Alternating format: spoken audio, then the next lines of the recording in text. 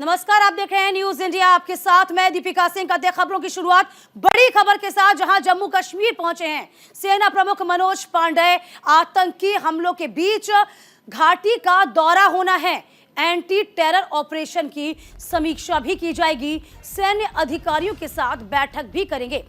बीते 5 दिन से 2 बड़ी घटनाओं से दहल चुकी है घाटी। तो आपको बता दें, जम्मू कश्मीर में आतंकी हमलों के बीच ये दौरा बहुत खास है। सैन्य अधिकारियों की ये बैठक बेहद खास है। देखिए, महीना भर भी नहीं बीता था 22 नवंबर में जिस तरीके से बड़ी घटना सामने आई थी, इसके बाद अचानक से हमला किया गया, यूं कहे कि घात लगाकर हमला किया गया था। तब हमारे 5 जवान शहीद हुए थे।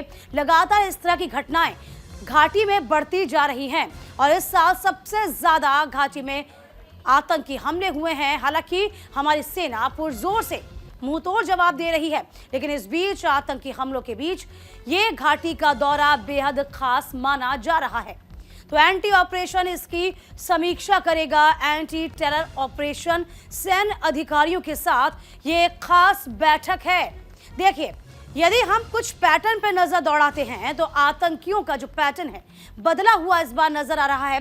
घात लगाकर हमला यहां पर किया जा रहा है। हालांकि जब से धारा 370 हटाई गई तभी से लेके कहा जा रहा है कि जो माहौल अच्छा बना हुआ था, जो सकारात्मक माहौल बना हुआ था, उस माहौल को खत्म करने के लिए लगातार आतंकी जुटे हुए हैं माहौल खराब करने के लिए।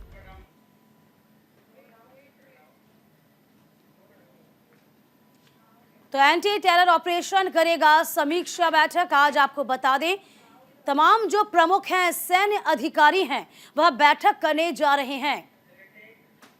चलिए, ग्राफिक के जरिए जरा समझ लीजिए, इस पूरे मामले की जानकारी आपको दे रहे हैं। आज जम्मू कश्मीर जा सकते हैं सेना प्रमुख मनोज पांडे। पिछले कुछ दिनों में घाटी में कई आतंकी घटनाएं घट रही हैं। 21 दिसंबर को पुंछ में 4 जवान शहीद हुए थे। 24 दिसंबर को बारामूला में रिटायर्ड एसएसपी की हत्या कर दी गई थी। तो घाटी में कई जगहों पर इंटरनेट की सेवा पर भी रोक लगा दी गई है। इधर सेना प्रमुख मनोज पांडे की पूरी मामले पर पैनी नजर बनी हुई है। देखिए, सेना प्रमुख इस वक्त कश्मीर के दौरे पर हैं और ये दौरा इसलिए भी लाजमी हो जाता है कि धारा 370 जब हटी थी तब स्थितियां बहुत सकारात्मक नजर आ रही थी, लेकिन सीमा पार से जो आतंकी घटनाएं हैं, यूं कहें कि आतंकी भेजने की कवायद तेज हो गई और इस बीच जो पैटर्न है वह पैटर्न भी बदला हुआ नजर आया। देखिए, हालांकि इंटेलिजेंस भी कह रहा है कि 250 से लेकर 300 और आतंकवादी सीमा पार से भारत में प्रवेश कर सकते हैं, लेकिन हमारी सेना भी मुंह तोड़ जवाब दे रही है। लेकिन महीना भर भी नहीं बीता है। महीने भर के भीतर आपको बता दें 2 बड़ी वारदात हो जाती हैं। आखिरकार इन वारदातों पर अंकुश कैसे लगे? हालांकि हमारी सेना सर्च ऑपरेशन लगातार किए हुए है। ढूंढ ढूंढ के तमाम आतंकियों को निशाना बनाया जा रहा है, उनको मार गिराया जा रहा है। तो आतंकी हमलों के बीच ये घाटी का दौरा बेहद खास माना जा रहा है। एंटी टेरर ऑपरेशन क्या कुछ चल रहा है, किस तरीके से रफ्तार पकड़ा हुआ है, इन तमाम चीजों को देखते हुए ये दौरा बेहद खास, चूंकि यहां पर घात लगाकर अब आतंकी हमला कर रहे हैं। ये बिल्कुल कायराना हरकत है। इस कायराना हरकत का हमारी सेना मुंह तोड़ जवाब दे रही है। तो फिलहाल आपको बता दें, उस पैटर्न का जिक्र हम बार बार इसलिए भी कर रहे हैं क्योंकि पहले पत्थरबाजी की घटनाएं थी। पहले साफ तौर पे आपने देखा होगा किस तरीके से जो भीतरी आतंकी हैं वह कहीं ना कहीं हमला किया करते थे।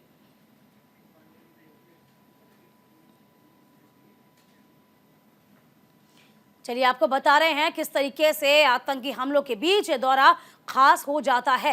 क्योंकि लगातार इस साल की हम बात करते हैं तो लगातार आपको बता दें जो आतंकी घटनाएं हैं वो बढ़ती जा रही है। देखिए, ग्राफिक के जरिए समझिए आप किस तरीके से हमारे जवान हैं वो शहीद हुए, इसमें हम आपको जानकारी भी दे रहे हैं। देखिए, पुंछ में शहीद हुए देश के लाल, जिसमें एक करण यादव जो कि कानपुर उत्तर प्रदेश से थे, ये करण यादव शहीद हुए।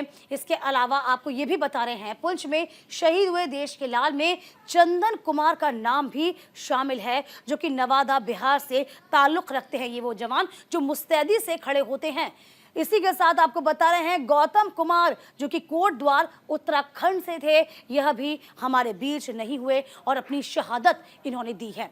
इसी के साथ आपको बता दें लगातार घटनाएं कम नहीं हो रही। पुंछ में शहीद हुए देश के लाल में बीरेंद्र सिंह जो कि चमोली उत्तराखंड से थे, इनका भी नाम है, जिन्होंने देश के लिए सर्वोच्च बलिदान दे दिया।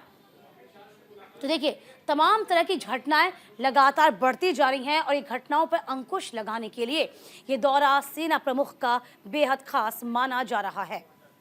तो आतंकी हमलों के बीच ये घाटी में दौरा और इसी बीच देखिए लगातार सर्च ऑपरेशन चल रहा है। आतंकियों को ढूंढ ढूंढ कर मार गिराया जा रहा है।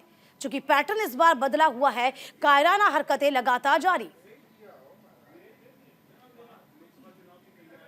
तो जम्मू कश्मीर में सुरक्षा बलों का सर्च ऑपरेशन लगातार जारी है। राजौरी में छठे दिन भी सर्च ऑपरेशन जारी है। राजौरी के जंगलों में आतंकियों की तलाश लगातार तेज। आपको बता दें बफलियाज इलाके में आतंकियों की तलाश लगातार की जा रही है। ये बड़ी खबर आपको दे रहे हैं।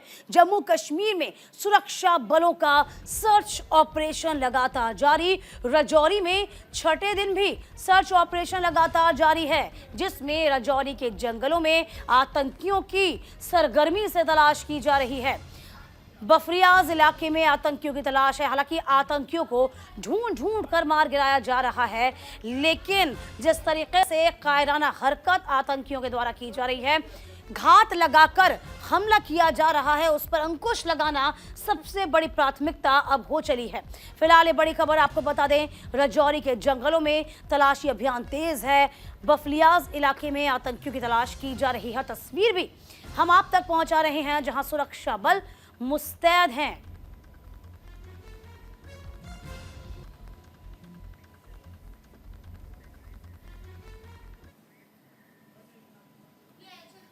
चलिए बड़ी खबर आपको बता दें, मध्य प्रदेश से है, जहां मध्य प्रदेश में मोहन सरकार का कैबिनेट विस्तार आज होना है।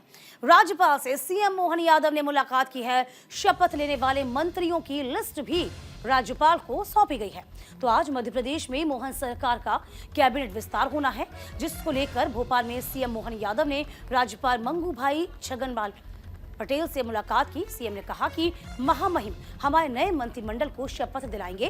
पीएम मोदी, गृह मंत्री अमित शाह, बीजेपी के राष्ट्रीय अध्यक्ष जेपी नड्डा के नेतृत्व में सभी वरिष्ठ नेताओं में मार्गदर्शन में नया मंत्रिमंडल सरकार गठन के साथ प्रदेश के बेहतरी के लिए काम करेगा। तो फिलहाल आपको बता दें, राज्यपाल से मोहन यादव की ये मुलाकात। माननीय अमित 2 बार 3.5 सर कितने लोग बाद सर मंत्री बन रहे थे? अपने नए मंत्रिमंडल को शपथ दिलाएंगे। यशस्वी प्रधानमंत्री माननीय नरेंद्र मोदी जी के नेतृत्व में, यशस्वी गृह मंत्री माननीय अमित शाह जी के नेतृत्व में, माननीय जेपी नड्डा जी, हमारे वीडी शर्मा जी, सभी वरिष्ठों से मार्गदर्शन के पश्चात निश्चित रूप से। इस बीच बड़ी खबर आपको बता दें, डब्ल्यूएफआई के पूर्व अध्यक्ष ब्रजभूषण शरण सिंह का बयान सामने आया। गृह मंत्री अमित शाह से मुलाकात पर यह बयान दिया गया है, वो हमें जब बुलाएंगे हम तब उनसे मिलेंगे। ये बड़ी खबर आपको बता दें, संजय सिंह अपना काम कर रहे हैं। मैं कुश्ती और खेल की राजनीति से संन्यास ले चुका हूं। ये मुलाकात कुश्ती के संबंध में नहीं होगी। देखिए दिल्ली में डब्ल्यूएफआई के पूर्व अध्यक्ष और बीजेपी सांसद ब्रजभूषण शरण सिंह ने गृह मंत्री अमित शाह से मुलाकात को लेकर बयान दिया। ब्रजभूषण शरण सिंह ने कहा, वो हमें जब बुलाएंगे हम तब उनसे मुलाकात करेंगे। वो हमारे नेता हैं, लेकिन ये मुलाकात कुश्ती के संबंध में नहीं होगी। संजय सिंह अपना काम कर रहे हैं, हम अपना काम करेंगे। मैं कुश्ती और खेल की राजनीति से पूर्णतः संन्यास ले चुका हूं। क्या करना है ये फेडरेशन का काम है, इससे मेरा कोई लेना देना नहीं है।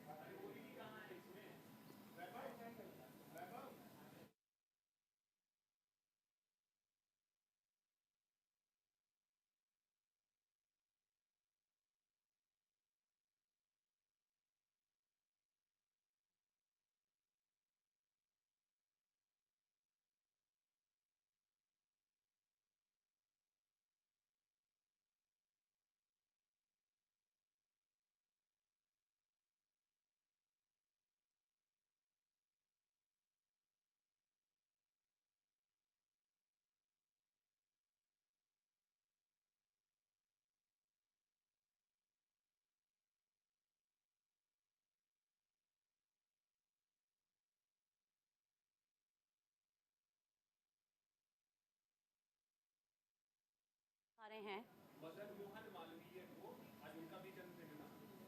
देखिए, आज मदन मोहन मालवीय का भी जन्मदिन है और इसी के साथ आपको बता दें कि अटल बिहारी वाजपेयी की जयंती भी। इस बीच संसद से तस्वीरें जहां पर श्रद्धा सुमन और देखिए बैठे हुए नजर आ रहे हैं तमाम सांसद। बीजेपी के राष्ट्रीय अध्यक्ष जेपी नड्डा इस बीच मौजूद हैं। ओम बिरला, लोकसभा के स्पीकर यहाँ मौजूद। अनुराग ठाकुर को भी आपने देखा होगा। तमाम तस्वीरें अब तक हम दिखा रहे हैं।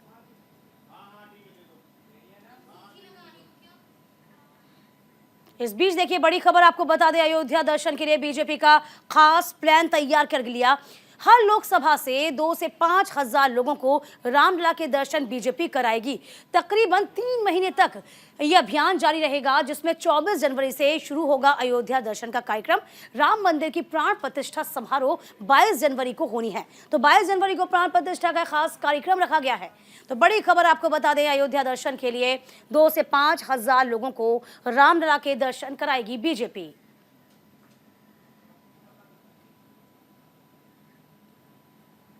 देखिए, हम तस्वीर आपको दिखा रहे हैं। पंडित मदन मोहन मालवीय का भी आज जन्मदिवस, उनकी जयंती। और इस बीच बीजेपी के तमाम जो वरिष्ठ नेता हैं, तमाम मंत्री उनको श्रद्धांजलि अर्पित करते नजर आ रहे हैं।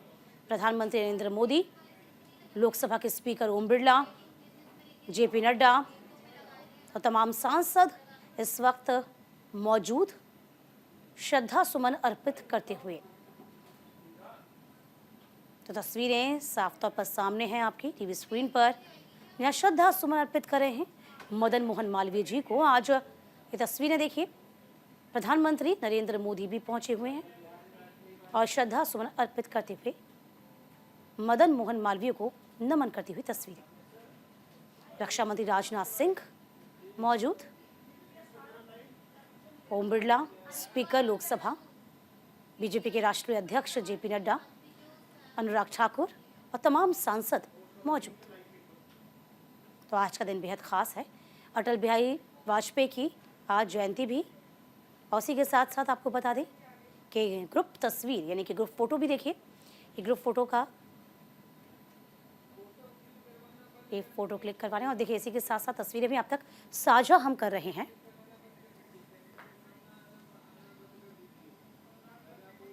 इधर पूर्व प्रधानमंत्री अटल बिहारी वाजपेयी की 98वीं जयंती आज मनाई जा रही है। इस मौके पर देश को उन्हें नमन किया जा रहा है, यानी देश उनको नमन कर रहा है। राष्ट्रपति द्रौपदी मुर्मू, प्रधानमंत्री नरेंद्र मोदी, रक्षा मंत्री राजनाथ सिंह समेत बीजेपी के तमाम दिग्गज नेता उनकी समाधि पहुंचे। सदैव अटल पर नमन करने उन्हें पहुंचे हैं। उन्होंने पूर्व प्रधानमंत्री को याद किया, पुष्प अर्पित कर श्रद्धांजलि दी। इससे पहले पीएम मोदी ने अपने सोशल मीडिया हैंडल एक्स पर अटल बिहारी वाजपेयी को याद करते हुए लिखा कि पूर्व प्रधानमंत्री आदरणीय अटल बिहारी वाजपेयी जी को उनकी जयंती पर देश के सभी परिवारजनों की ओर से मेरा कोटि कोटि नमन। वे जीवन पर्यंत राष्ट्र निर्माण को गति देने में जुटे रहे। मां भारती के उनका समर्पण, सेवा भाव अमृतकाल में भी प्रेरणा स्रोत बना हुआ है। आपको बता दें कि पूर्व प्रधानमंत्री वाजपेयी को 6 साल तक सफलतापूर्वक गठबंधन सरकार चलाने का श्रेय दिया जाता है। इस दौरान उन्होंने सुधारों को आगे बढ़ाया और बुनियादी ढांचे को बढ़ावा दिया।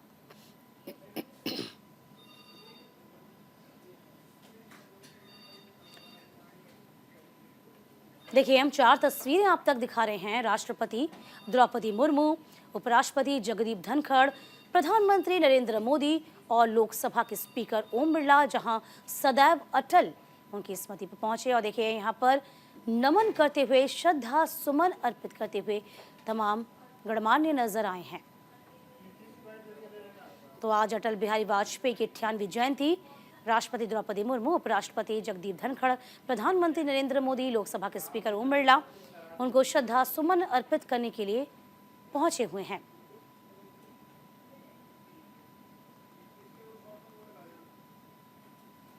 देखिए, राष्ट्र यूं कहें कि शानदार कवि और उतने ही अच्छे राजनेता अटल बिहारी वाजपेयी रहे, जिनके सौम्य व्यवहार को विपक्ष भी सराहता था। जैसे ही अटल बिहारी वाजपेयी का जयंती है, 98वीं जयंती, जिनको श्रद्धा सुमन अर्पित करने पहुंचे हुए हैं।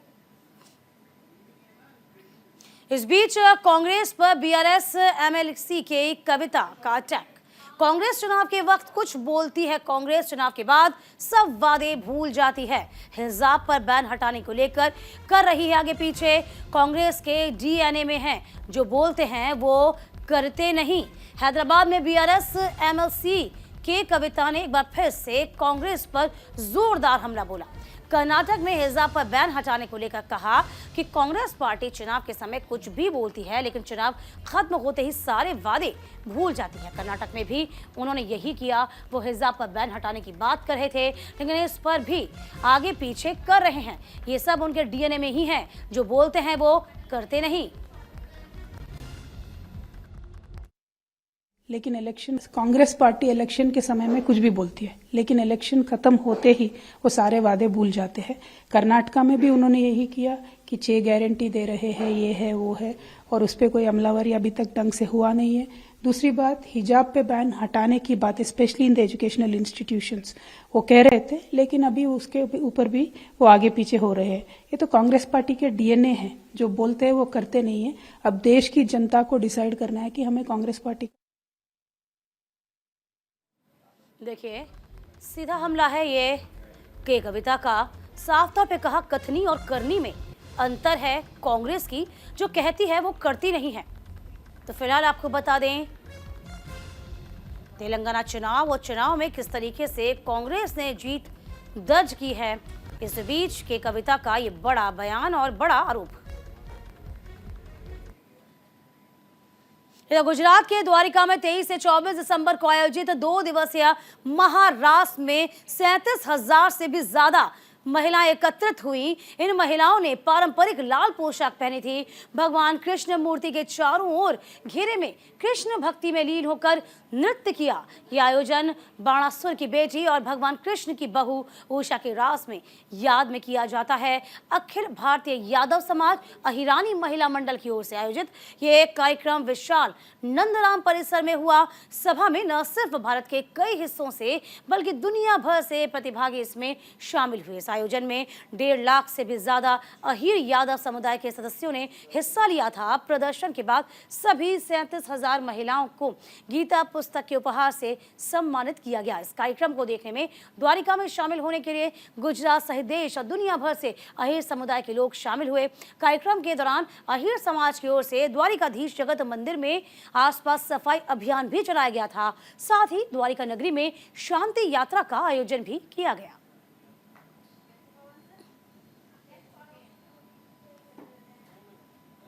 ये भव्य तस्वीरें इस वक्त आपकी टीवी स्क्रीन पर। गुजरात में द्वारिका में महिलाओं ने महारास किया। इधर हिंदू राष्ट्र की आवाज उठाने वाले बागेश्वर धाम के पीठाधीश्वर पंडित धीरेन्द्र कृष्ण शास्त्री एक बार फिर से चर्चाओं में आ गए हैं। दरअसल बीते दिन बागेश्वर बाबा का एक बयान सामने आया, जिसमें वे कहते हैं कि भारत की मौजूदा सरकार में इतनी ताकत है कि वे पीओके को भारत में वापस मिला सकते हैं।